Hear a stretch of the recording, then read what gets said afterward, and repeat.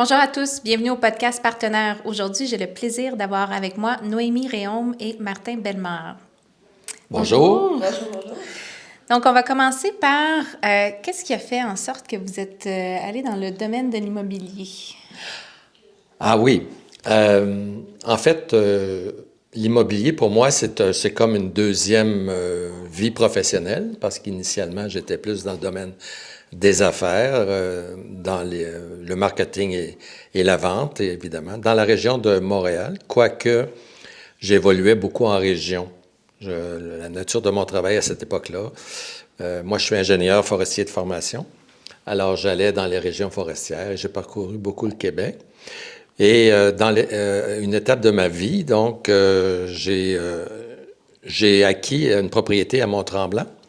Et à partir de ce moment-là, c'était très rare, les maisons, c'était un chalet dans le fond, c'était très rare que la location court terme se faisait à cette époque-là.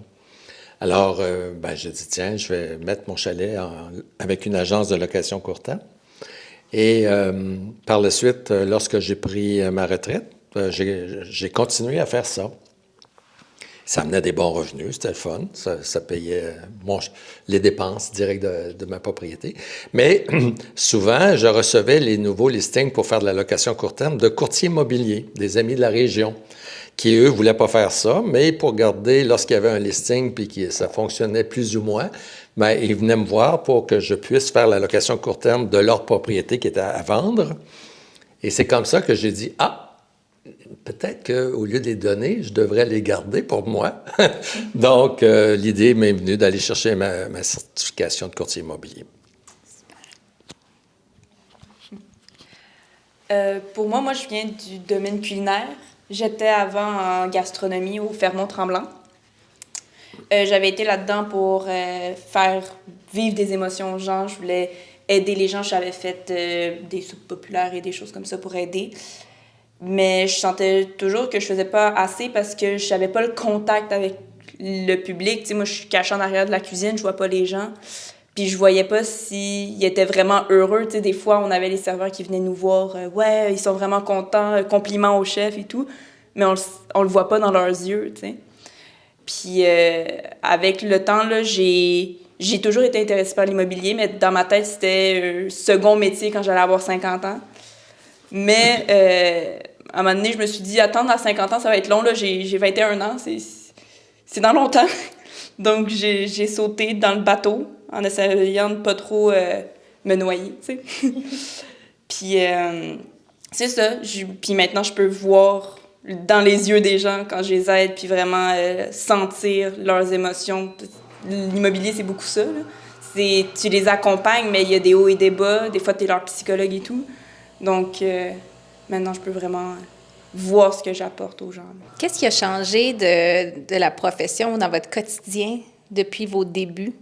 Je sais que, Noémie, ça fait pas longtemps, mais en même temps, le marché, l'immobilier, c'est quelque chose qui peut changer rapidement. Fait qu'est-ce qu'il y a quelque chose de marquant? Qu'est-ce qui a changé? Je vais commencer, vu que... Oui. Là, moi, ça va bientôt faire 2 ans. C'est sûr, ça fait pas longtemps. Mais par exemple, on peut voir quasiment à toutes les semaines, il y a des nouvelles lois, des nouveaux documents, des nouvelles règles qui sortent. Donc, c'est sûr que je me sens beaucoup plus encadrée par le gouvernement, par l'agence et tout, que quand que je suis sortie de l'école. Puis, c'est ça, c'est surtout la protection du public, là. C'est avec la loi 25 et toutes les petites choses qui sortent, c'est pour s'assurer que le public ne se fasse pas avoir, tu sais. Donc, c'est surtout ça que je vois. J'irais un peu dans la même voie. Ce qui a changé beaucoup, moi, ça fait 14 ans que je suis dans ce domaine-là.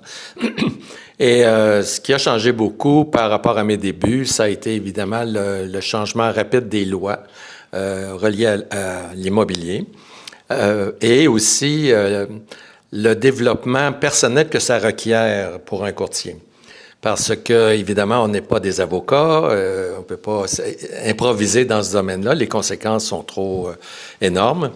Donc, la formation, l'encadrement des personnes d'expérience, la disponibilité aussi de personnes d'expérience au sein de l'agence qui peuvent nous aider et aussi la responsabilité personnelle du courtier de s'investir à aller chercher ses formations puis être à jour, pas attendre la toute dernière minute. Alors, le fait on a plusieurs années quand même pour faire le curriculum de formation, qu'on a d'ailleurs à tous les 3 ans. Le curriculum de formation à tous les 3 ans s'améliore, c'est-à-dire s'approfondit. Alors, on va aujourd'hui avec beaucoup plus de particularités d'importance légale dans un marché qui se complexifie également. Donc, je dirais que les grands changements positifs, à mon point de vue, ça a été la meilleure protection du public avec l'évolution réglementaire que le métier apporte. On va retourner à vos débuts, justement, plus lointains et moins lointains, mais ce serait quoi votre première transaction ou, je dirais, la transaction marquante que vous allez toujours vous souvenir? Bien, en fait, à ce moment-là, à mes tout débuts, j'opérais à Montréal et une des premières transactions, c'était avec une copropriété. Alors, la copropriété, pour moi, c'était pour transiger à titre de courtier immobilier dans la copropriété. C'est une nouveauté, évidemment. Je vivais en copropriété dans ces années-là. J'avais une petite idée qu'est-ce que c'était vivre en copropriété. Mais évidemment, lorsqu'il est venu le temps de transiger une copropriété, avec l'aide de mon directeur d'agence à ce moment-là, j'ai réalisé qu'il y avait beaucoup de complexité, beaucoup plus complexe que je dirais qu'une résidence unifamiliale. Alors, il y avait tout l'aspect de comprendre une déclaration de copropriété. C'est un document qui a une 20aine de pages au minimum et chaque article est important à comprendre. Pour un courtier immobilier, on peut pas prendre ça pour acquis, ce document-là. Faut le comprendre. Et parce qu'ils ne sont pas semblables d'une copropriété à l'autre, hein, c'est un document très spécifique. Et l'aspect aussi du certificat de localisation. En fait, transiger en copropriété, ça a été une de mes premières transactions et je m'en souviendrai toujours. D'ailleurs, de plus en plus, on vit actuellement là également, un resserrement des réglementations à ce niveau-là, qui est une bonne chose aussi, à mon avis. Noémie? Ah oui, première transaction. Désolée, fallait que j'aille le chercher. Ma première transaction, ben moi, ça fait pas si longtemps que ça non plus, là. C'était en juin de l'année où que j'ai eu mon permis. Moi, j'ai eu beaucoup de chance parce que j'ai pas été lancée dans un bassin avec plein de poissons tout seul. J'avais eu une mentor qui était très, très proche de moi, puis j'ai eu beaucoup de chance avec ça parce que je sais que c'est pas tout le monde qui a cette chance-là. Puis moi, ma mentor, je la suivais déjà avant d'avoir mon permis et elle m'avait attendue pour pouvoir faire un listing dès que j'avais mon permis ensemble. Donc, c'était en bas de sa gamme de prix habituelle. Donc, elle m'a dit que c'était une bonne possibilité d'apprendre. C'était un bord de l'eau à Harrington. Puis, à ce moment-là, je savais que le marché était un peu so-so parce que c'était après la COVID, c'était plus difficile. Donc, j'avais pas beaucoup d'espoir, mais ma mentor était comme « T'inquiète pas, c'est un bord de l'eau, ça va bien aller. » Donc, première fin de semaine, elle m'a dit « Tu fais les visites, tu t'amuses, s'il y a des questions, je suis au bout du téléphone, ça va bien, mais tu vas voir, ça va bien aller. » Je pense qu'on avait 6-7 visites. Première fin de semaine, j'ai fait le tour. Il y avait des gens qui étaient là en FaceTime avec leurs clients en FaceTime. Puis j'ai eu beaucoup de chance. Tous les courtiers qui étaient là, ils étaient super gentils. C'était presque tout accompagné parce qu'on encourage les gens à venir avec leur courtier, pas juste de venir visiter tout seul, là. Puis ça s'est vendu dans la semaine. On a reçu de la surenchère là-dessus et tout. La deuxième transaction, ça a pris plus de temps. Mais la première, j'ai eu beaucoup de chance là-dessus. Et si je vous demande, qu'est-ce qui fait que... pourquoi vous plutôt qu'un autre courtier? Qu'est-ce qui fait que vous vous démarquez? Ben moi, je pense que personnellement, ben là, tout le monde va dire c'est l'encadrement puis notre soutien et tout.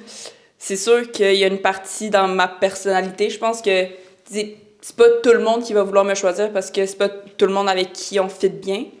Mais avec ceux-là que je fit, je pense que c'est l'encadrement, le soutien que je leur permets. Puis c'est pas juste jusqu'au notaire ou à la transaction, peu importe. T'sais, moi, j'ai des clients, ils me rappellent 2 ans plus tard, « Ah, est-ce que tu as encore tel document parce que je trouve pas le plan de la fosse septique ou peu importe. » Puis je peux aller le rechercher parce qu'on va pas juste détruire nos documents après la transaction. T'sais. Puis encore là, même à la journée après le notaire, on va faire le tour de la maison ensemble, on s'assure que tout marche bien, que tout le monde est content encore. Surtout, il y en avait une que j'ai faite récemment. Il y a eu le gros déluge juste la veille du notaire, donc il y avait peur de rentrer dans une piscine. On a eu de la chance là-dessus, donc je pense que c'est beaucoup ça. Puis, tu sais, on a un peu un psychologue aussi, là, donc moi, je reçois des appels à 9h du soir, puis je vais pas juste leur raccrocher, je prends le temps avec tout le monde, puis je pense que c'est ça, c'est l'approche personnalisée avec tout le monde. Là. Super. Bien, moi, je vous répondrai peut-être par les commentaires de mes clients que je reçois par écrit ou en personne, que je partage aussi parce qu'on va peut-être en parler tout à l'heure, mais Via Capital fait des sondages clients 100% du temps. Alors, c'est le fun de voir le feedback de nos clients. Alors, on me dit professionnel qui recherche, qui travaille ses dossiers en profondeur.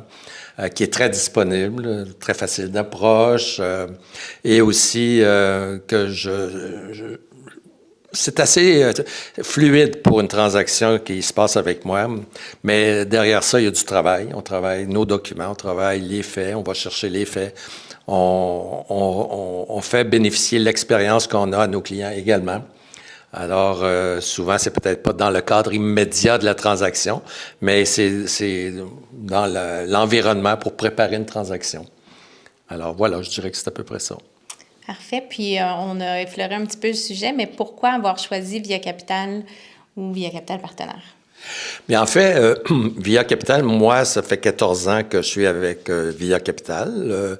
Au départ, c'était un choix parce que les gens sont venus à l'école de formation pour recruter des nouveaux courtiers.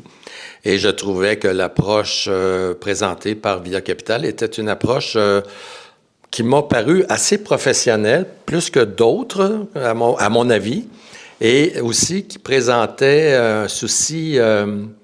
je sentais un peu un climat familial à la bannière, dans le sens où c'était très personnalisé et aussi très à l'écoute. C'était pas seulement un pitch de vente, il y avait beaucoup d'interaction, il y avait beaucoup d'écoute. J'ai trouvé ça formidable. Et j'ai parlé tout à l'heure des sondages satisfaction client. C'est un point de vente intéressant pour moi, mais pour la clientèle également, ça te donne une impression avec qui tu vas faire affaire. Donc, Via Capital fait 100%. Toutes les transactions sont sondées directement avec la clientèle. La clientèle nous donne l'appréciation de nos services. Ça, je trouve ça excellent. Et je dois aussi dire que la disponibilité des gens de bureau chez Via Capital, c'est instantané. Là, le téléphone, lorsqu'on appelle, là, je vous dirais, dans les prochains 2 heures, 3 heures, on a des réponses au plus tard, si c'est pas à l'instant même. Alors ça, j'ai toujours apprécié ça. Donc, ça me donne pas le goût de changer de bannière, finalement. Alors, avec Partenaire, je suis sûr que ça sera la même chose. Pour moi, à la base, quand j'ai choisi quelle bannière en général j'allais aller, j'ai choisi Via Capital à cause que j'avais fait le tour des internets. Puis j'avais été avec l'endroit que je sentais que les clients y avaient eu le plus de bonne expérience. J'avais regardé s'il y avait eu beaucoup de plaintes et tout avec les agents de certaines bannières. Donc j'avais été avec Via Capital parce que ça avait de l'air bien encadré. Puis j'ai pas été déçue avec Partenaire. L'encadrement, c'est bon pour le courtier, c'est sûr, on veut pas se ramasser en cours, mais l'encadrement, c'est aussi pour les clients, pour que quand il y a des nouvelles lois, on se prenne pas le pied dans la bouche puis on se trompe sur des affaires. Donc, c'est important d'être encadré pour bien servir. Puis c'est ça qu'on a avec Partenaire. Donc, c'est le meilleur pour nos clients puis pour nous, tu sais.